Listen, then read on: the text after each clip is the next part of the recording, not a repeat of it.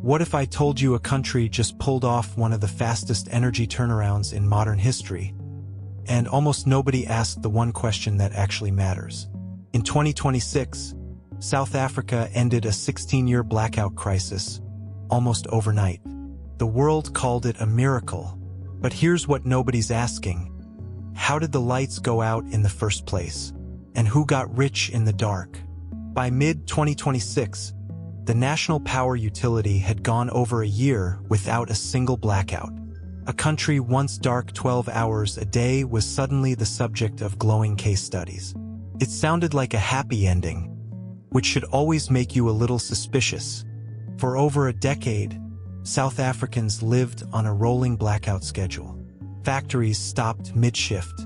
Hospitals ran on generators. At its worst, entire cities lost power 12 hours a day, every day. Western media called it an energy story. Inside the country, there was another word for it, one that barely crossed into international headlines. State capture. Not simple corruption, a systematic hijacking of the state itself. In the early 1990s, a business family arrived from India and built an empire in media, mining, and technology. Within 2 decades, they were intimate friends of the president. South Africans had a nickname for it, Zupta. Investigators later alleged state-owned companies, including the power utility itself, became targets.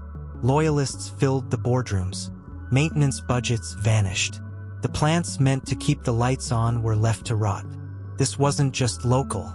International banks and consulting firms faced years of scrutiny over the services they gave to companies linked to the network, despite obvious red flags. A local scandal had gone global. In 2018, a judicial commission launched to investigate it all. 4 years and hundreds of witnesses later, the final report landed a number that stunned the country. 1,438 people, across government and business, implicated. By the time investigators closed in, the family at the center of it all was gone. Fled to the UAE in 2018. Interpol issued arrest notices. 2 brothers were detained in Dubai in 2022. Extradition has repeatedly collapsed in court. As of 2026, they still haven't faced trial. And here's the twist. In the years that followed, the utility underwent a genuine turnaround. New leadership, tighter oversight, a surge of private solar investment. It's a real recovery, but recoveries can hide as much as they reveal.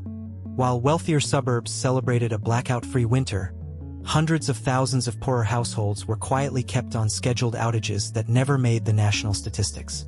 And of the 1,438 people named, only a handful have ever been convicted.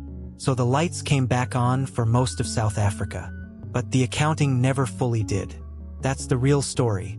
A country that switched the lights back on before finishing the conversation about who turned them off. And this pattern, crisis, cover-up, quiet comeback, doesn't just happen there.